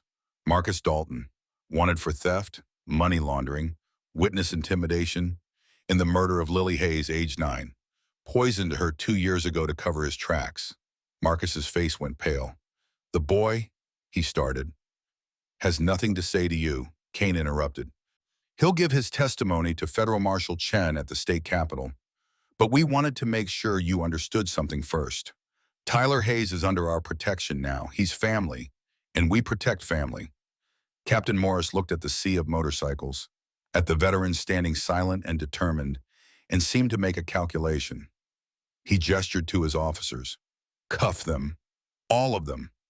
Tyler watched as Marcus and his crew were arrested, watched as the man who'd killed his sister was finally held accountable. The knife Kane had taken from him last night felt very far away. Tyler didn't need it, didn't want it, because this moment of justice delivered not through violence but through presence, through community, through the weight of good people deciding that wrong needed righting. This was stronger than any blade. The convoy continued toward the Capitol, police escort included now, Marcus in custody behind them. Tyler's hands were steady on Kane's waist, his breathing even. For the first time in 2 years, the future felt like something other than survival. It felt like possibility. The state capitol building rose from downtown like a monument to permanence. All marble columns and copper dome with ice to green patina. 850 motorcycles filled every available parking space, spilled into side streets, lined the Capitol grounds with chrome precision. Tyler had never seen anything like it. A sea of veterans standing at attention as he climbed off Kane's Harley, their presence a wall between him and any threat that might remain. Federal Marshal Chen waited at the top of the marble steps. A woman in her 50s with steel gray hair and eyes that had seen too many broken children. She descended as Kane and Rachel flanked Tyler, Doc and Jax falling in behind. The other riders maintained their posts, sentinels ensuring safe passage. "Tyler Hayes." Chen extended her hand, which Tyler shook with fingers that trembled despite his efforts at composure. "I'm Federal Marshal Sarah Chen. I understand you have quite a story to tell." Tyler nodded, throat too tight for words.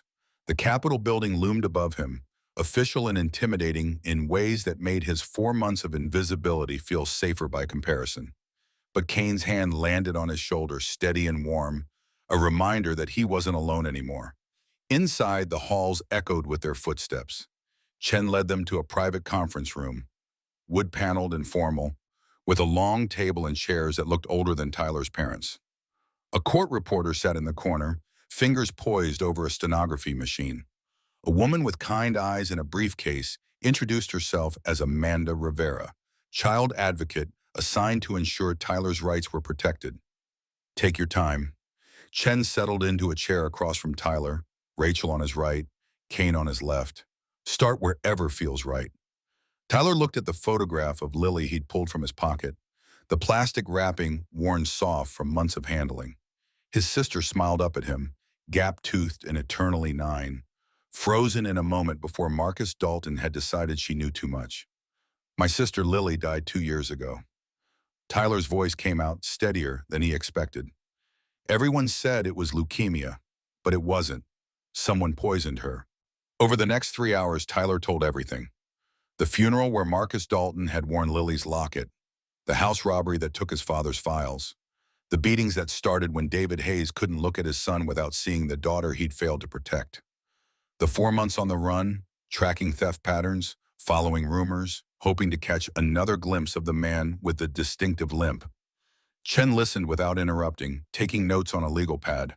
The court reporter's fingers flew across her machine, capturing every word for the official record.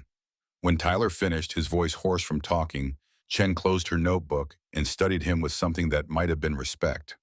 Tyler, what you did was incredibly dangerous. Her assessment was blunt but not unkind, but it was also incredibly brave. The evidence you've helped gather connects Marcus Dalton's organization to 17 robberies across 3 states, 2 of which turned violent. And now, with your testimony about the locket and the timeline of events, we can pursue murder charges for your sister. What happens to him? Tyler asked. Marcus Dalton will face federal charges for organized theft, money laundering, witness intimidation, and first-degree murder once we exhume Lily's body and run toxicology.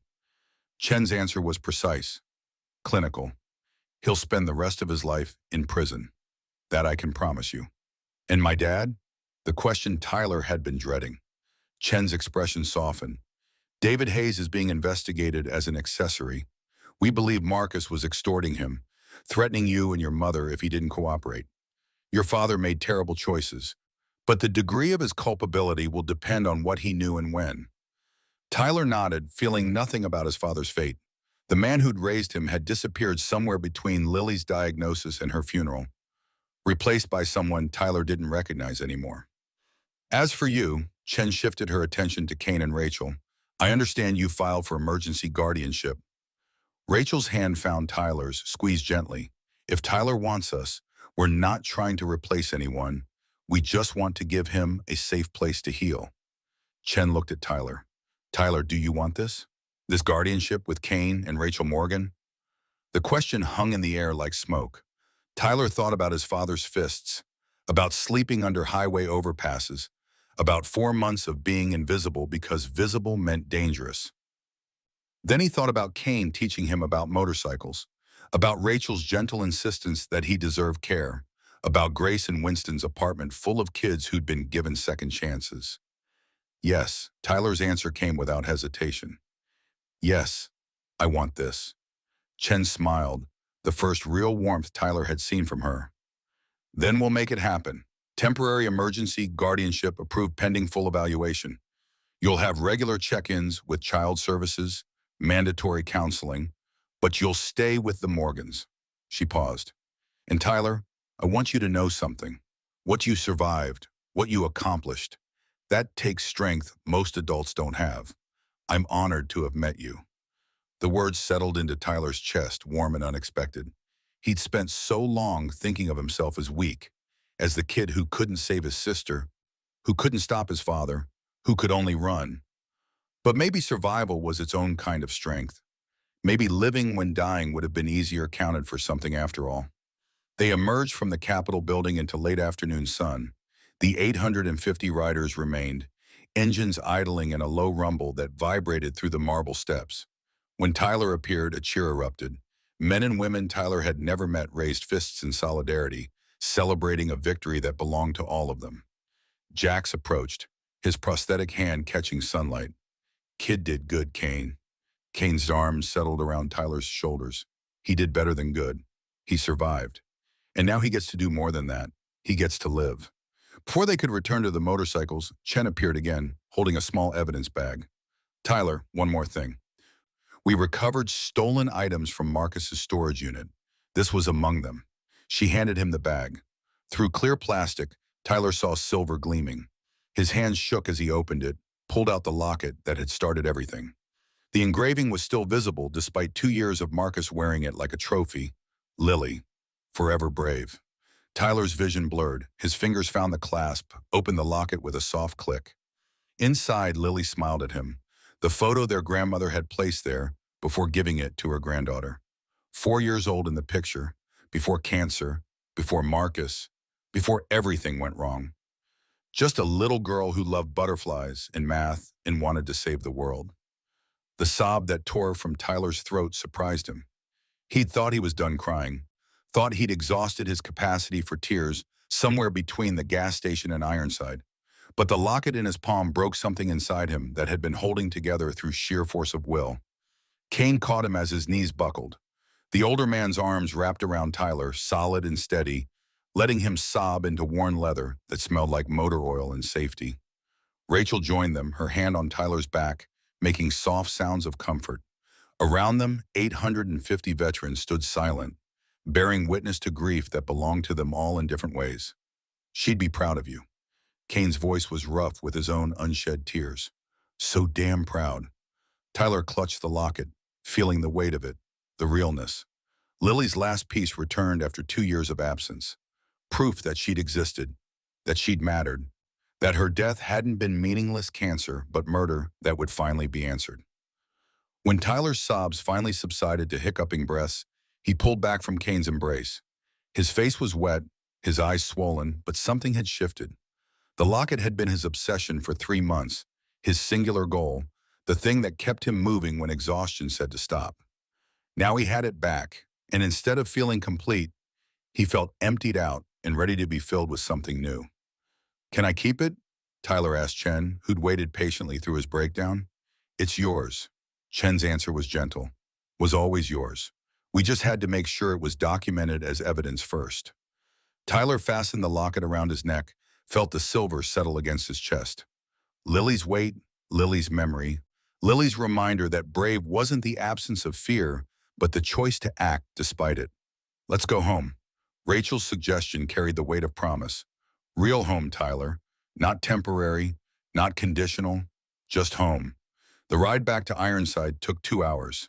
The convoy stayed together, 850 motorcycles moving in formation like a military parade. News helicopters followed for the first hour before fuel considerations forced them back to base. Social media exploded with hashtags Tyler wouldn't see until much later. Had veterans ride for justice? Tyler Hayes. Brotherhood matters.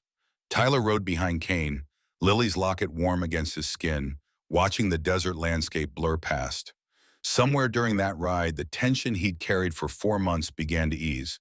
Not gone, never fully gone, but loosened enough that breathing didn't hurt quite so much. They stopped once at a rest area, and Tyler overheard 2 riders he didn't know talking. Kids got guts.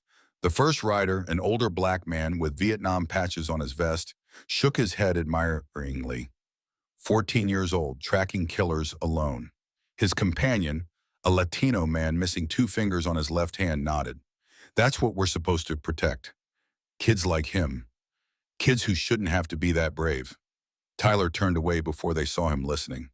Their words settled into the spaces where self-doubt had lived for so long. Maybe he wasn't weak. Maybe surviving hadn't been cowardice, but courage of a different kind. Grace and Winston waited at Ironside when the convoy finally rolled in. Grace pulled Tyler into a hug that smelled like bread and safety. Baby, you did so good, so good. Dinner was chaotic and loud, the apartment filled with iron wolves who wanted to hear about the testimony, the arrest, the locket's return. Tyler sat in the corner of the couch, overwhelmed by the attention, but not running from it. These people celebrated him like he mattered, like his survival was worth their time and effort. Kane pulled him aside after dinner, into the quiet of the kitchen, where they could hear themselves think. Tyler, I need to tell you something about tomorrow. Tyler's stomach clenched.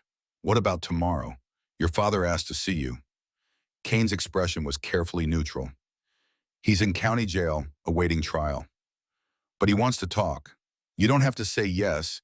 You don't owe him anything. But I thought you should know, he asked. Tyler thought about David Hayes. Drunk and violent and broken by grief, he'd chosen to drown in whiskey instead of process like an adult. Thought about the boot to his ribs, the words that cut deeper than any physical wound. You should have been the one who got sick.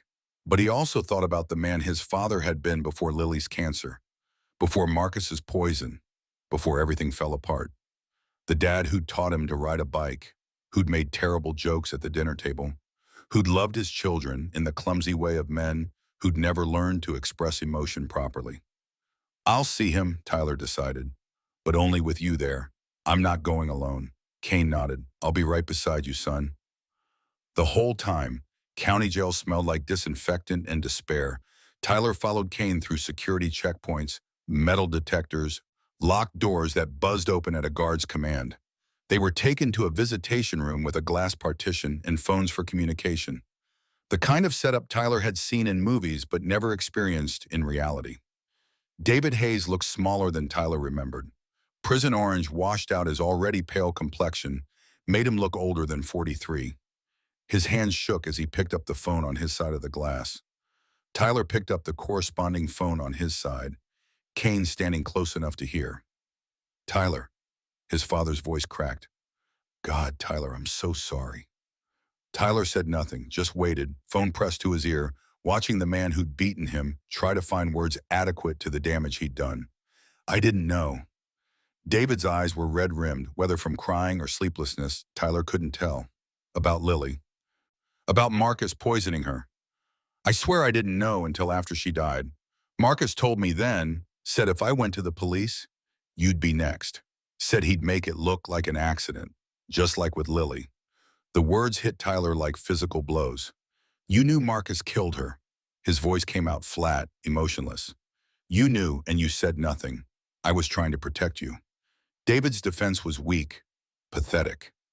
If I'd gone to the police, if I'd done anything, Marcus would have killed you too. I couldn't lose both my children. So instead you drank. Tyler's anger surprised him with its intensity. Instead you hit me. Told me I should have died instead of her. That was your protection? David flinched. I was drunk. I was grieving. I know that's not an excuse. I know I was a coward. But Tyler, you have to understand. I don't have to understand anything. Tyler interrupted. You were supposed to be my father. Supposed to keep me safe. Instead, you made me another victim of your grief. Silence stretched between them, broken only by the ambient noise of the jail filtering through cheap phone connections.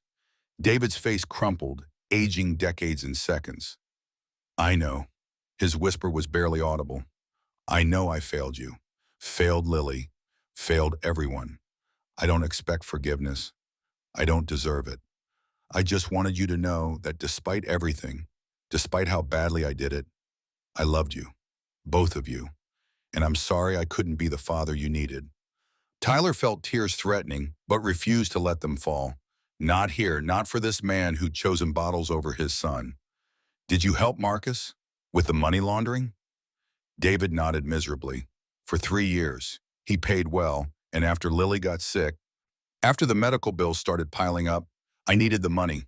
By the time I realized what kind of man Marcus was, I was too deep to get out. He had leverage, had evidence, could have sent me to prison anytime he wanted. So when Lily saw the books, Tyler's understanding clicked into place. When she asked questions, I told Marcus she was just a kid, that she didn't understand what she was seeing. David's voice broke. I thought he'd let it go. But 2 weeks later, Lily started getting sick again. Throwing up, losing weight. Doctors couldn't figure out why. And Marcus just smiled at me at Lily's funeral, smiled and showed me the locket he'd stolen from her hospital room. And I knew what he'd done, knew I'd helped him do it by putting him in position to access her. Tyler's hand clenched around the phone hard enough to hurt. You're going to prison. I know. David accepted it without argument. I deserve worse. But Tyler, I need you to know I never wanted this. Any of this. I was weak when I should have been strong, greedy when I should have been careful, and it cost me everything that mattered. I'm not coming back. Tyler's declaration was quiet but final. Kane and Rachel are my guardians now. You're not my father anymore.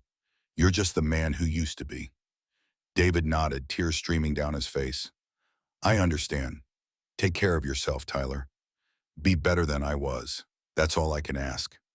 Tyler hung up the phone without responding, stood up, let Kane guide him out of the visitation room, through the locked doors and security checkpoints, and back into afternoon sunlight that felt cleaner than the recycled air inside. You okay? Kane asked once they were in the parking lot. Tyler touched the locket at his neck. I don't know. Maybe. Eventually. He looked at Kane. Did I do the right thing? Seeing him? There's no right or wrong with this kind of thing. Kane's wisdom came from experience.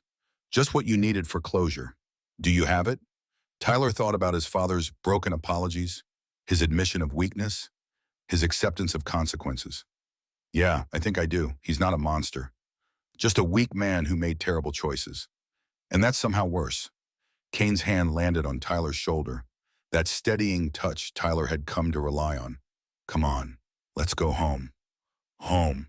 The word that had meant danger for so long was transforming into something else. Something Tyler was still learning to trust, but wanted desperately to believe in. 6 months passed in a blur of routine that felt miraculous in its ordinariness. Tyler enrolled in high school, caught up on missed credits with tutoring help from Grace, saw a therapist twice a week, worked through trauma with a professional who understood that healing wasn't linear, learned to ride his own motorcycle, a small Honda 250 that Kane helped him buy with money saved from working part-time at Ironside. Marcus Dalton was convicted on all charges: first-degree murder, 17 counts of grand theft, money laundering, witness intimidation, 3 consecutive life sentences without possibility of parole. Tyler attended the sentencing, but didn't speak, just sat in the gallery next to Kane and watched justice delivered in a courtroom instead of with violence. David Hayes pleaded guilty to accessory to murder and money laundering. 8 to 12 years. Tyler didn't attend that sentencing. Some doors needed to stay closed. On a Saturday in late spring, 6 months after the day Tyler had stopped running, Kane called him into the Ironside garage. The Iron Wolves had gathered, all 23 members, along with Grace and Winston. Tyler's stomach clenched with nervous anticipation. Tyler Hayes, Kane's voice carried the weight of ceremony. 6 months ago, you saved Rachel's life. You survived when most people would have broken. You chose justice over revenge, family over isolation, and healing over hatred. He held up a leather patch, small but significant. The design showed an iron wolf's head with the word family embroidered beneath it. This isn't full membership, Kane continued. You're too young for that, and you've got school and healing to focus on. But it means your pack. It means we've got your back, always. The club voted. It was unanimous. Tyler stepped forward, hands shaking. I don't know what to say. You don't have to say anything. Rachel appeared with Tyler's vest, the leather jacket Kane had given him from Michael's old belongings. Just wear it with honor. Remember where you came from and who helped you get here. She positioned the patch over Tyler's heart, began sewing it on right there with needle and thread. Each stitch a small ceremony. The Iron Wolves watched in silence, bearing witness to one of their own being claimed, named, made permanent. When Rachel tied off the final stitch, Jack stepped forward. Welcome to the family, Prospect. His handshake was firm, his prosthetic hands strangely warm from internal mechanics. You earned this. One by one, the Iron Wolves embraced Tyler or shook his hand, each offering their own version of welcome. Doc reminded him that therapy wasn't weakness but strength. Scarlett told him about her nephew who'd survived similar trauma, gave him the kid's phone number in case Tyler wanted to talk to someone who understood. Hank simply nodded, his quiet approval somehow meaning as much as the other's words. Grace pulled Tyler aside, tears in her eyes. Baby, you're number 48. 48 kids we've helped find their way home. But you're special, you understand? You didn't just survive. You transformed. That's rare. That's precious. Tyler hugged her, this woman who'd fed him and sheltered him and refused to let him believe he was worthless. Thank you for everything. That evening, Tyler rode his own bike for the first time in formation with the Iron Wolves. They didn't go far, just a loop through the hills outside Riverbend City, but it was enough. Tyler felt the wind on his face, the engine vibrating between his legs, the presence of family flanking him on all sides. He touched Lily's locket at his neck, felt her with him in a way that wasn't about grief anymore, but about memory honored and love preserved. At a scenic overlook, Kane pulled over, signaled for Tyler to do the same. The sun was setting, painting the desert in shades of gold and orange that looked like hope made visible. "How you feeling, son?" Kane asked. Tyler considered the question seriously. 6 months ago, he would have said fine automatically, defensively. Now he had the luxury of honesty. "I'm getting there." His answer was thoughtful. "Some days are hard. I have nightmares about the gas station, about Marcus, about Lily dying. But some days I wake up and remember I'm safe, that I have people who care, and those days are getting more frequent. That's all we can ask for." Kane touched the photograph of Michael on his keychain. That habitual gesture Tyler had learned meant remembering rather than grieving. Progress, not perfection. They stood in silence, watching the sunset. Tyler thought about the 4 months he'd spent running, the fear that had been his constant companion, the invisibility he'd cultivated because visible meant dangerous. All of that felt like it had happened to someone else, some other version of Tyler who hadn't learned yet that asking for help wasn't weakness, but wisdom. "Kane." Tyler's voice was quiet. "What you said 6 months ago, about teaching me, about using my brain instead of my fists, I've been thinking about that." "Yeah?" Kane turned to face him fully. "I want to help other kids." Tyler's decision had been forming slowly, crystallizing over months of therapy and stability. "Kids like me who are running, who think they have to stay invisible to stay safe. I want to be the person who tells them there's another way." Kane's smile was proud, genuine. "You've got time to figure out exactly what that looks like. But Tyler, that's the best thing you could do with what you survived. Turn your pain into purpose, your trauma into teaching." He paused. "Michael would have liked you, I think. You've got that same stubborn determination to make the world better despite everything it's done to hurt you. I wish I could have met him."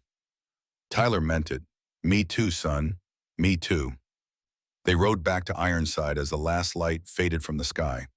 Tyler's vest with its family patch felt right, earned, like putting on armor that actually protected instead of just looking tough. When they pulled into the parking lot, Rachel waited on the steps, Grace beside her, both women smiling with the kind of pride that said family wasn't about blood, but about choice. Inside, Tyler helped Grace prepare dinner, while Winston told stories about Korea, about surviving impossible odds through stubbornness and luck in equal measure.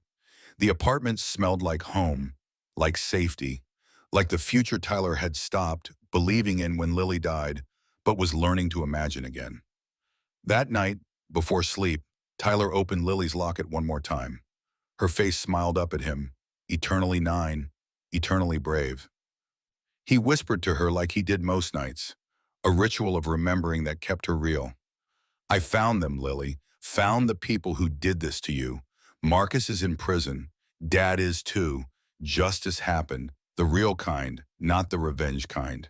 He touched her photograph with one finger. "And I found a family, not the one we were born with, but the one that chose me when I needed it most. I think you'd like them. I think you'd tell me I did good." The photograph offered no response, but Tyler didn't need one. He'd learned over 6 months of therapy that grief was love with nowhere to go, that missing someone didn't mean you were broken, but that you'd been lucky enough to have someone worth missing. He closed the locket, settled it back against his chest, and let sleep take him, without nightmares, for the first time in longer than he could remember. 3 weeks later, on a Tuesday that felt like any other Tuesday until it became the best Tuesday, Kane found Tyler working on a carburetor in the Ironside garage. "Got something for you." Kane held out a set of keys. Tyler wiped grease from his hands, took them with confusion. "What are these?" "Keys to your bike." Kane gestured to the Honda 250 Tyler had been riding. "It's officially yours now. Title's in your name, insurance is handled. You're licensed, you're trained, and you're ready." Tyler stared at the keys, feeling the weight of them. "I don't understand. I thought I was just borrowing it." "You were." Rachel appeared from the stairs. But now it's yours, permanent. Like everything else we've given you, she paused, her eyes soft. Tyler, you're not temporary anymore. You're ours. Permanent guardianship went through this morning. The judge signed the papers an hour ago. The world tilted. Tyler grabbed the workbench for stability. Permanent? Kane's hand landed on his shoulder. If you want it, if you want us, no pressure, no expectations, just a home for as long as you need it. And after you turn 18, if you want to stay, the door's open. You're family now, official. Tyler looked at the keys in his hand, then at Kane and Rachel's faces, then at the motorcycle that represented freedom he thought he'd never have. Behind them, the stairs, the apartment that had 47 other success stories and now had him as number 48. Below them, the garage where he was learning a trade, learning to fix things instead of running from them. I want it. Tyler's voice was steady, certain. I want you. I want this. All of it. Rachel pulled him into a hug that smelled like leather and vanilla and safety. Then it's yours, honey. All of it. That weekend, the Iron Wolves rode together, Tyler on his own bike in formation with his family. They rode through mountains that Tyler had only seen from highway shoulders, through valleys where wildflowers bloomed despite the desert's harshness, through towns where people waved at passing motorcycles because, around here, bikers meant protection, not threat. At a roadside diner, Tyler sat between Kane and Rachel, eating pancakes and listening to Jax tell a story about Vietnam that somehow ended with a water buffalo and diplomatic incident. The laughter around the table was real, unforced, the kind that came from people who'd survived together and chosen to keep surviving. Tyler's hand found the locket at his neck. Lily's weight, Lily's memory, Lily's reminder that forever brave meant choosing life even when death would have been easier. He'd been running for 4 months, invisible and alone. Now he was riding with family, visible and protected, and learning that strength came in forms he'd never imagined. The future stretched ahead, uncertain but possible. College maybe, or a career in motorcycle mechanics, or something in social work helping kids who'd fallen through the cracks like he had. Tyler didn't know yet, didn't need to know. For the first time since Lily died, he had time to figure it out. As they rode home through sunset that painted the sky in colors that hurt to look at because they were so beautiful, Tyler realized he'd stopped being a ghost. He'd become real again. Solid, present. The boy who'd counted $6.38 in a gas station at dawn had transformed into someone who knew his worth couldn't be measured in coins, but in courage, in survival, in the choice to keep living when giving up would have been easier. Lily would have been proud. Tyler was learning to be proud too. And somewhere between the gas station where he'd saved Rachel and the highway where 850 veterans had saved him back, Tyler Hayes had finally found his way home.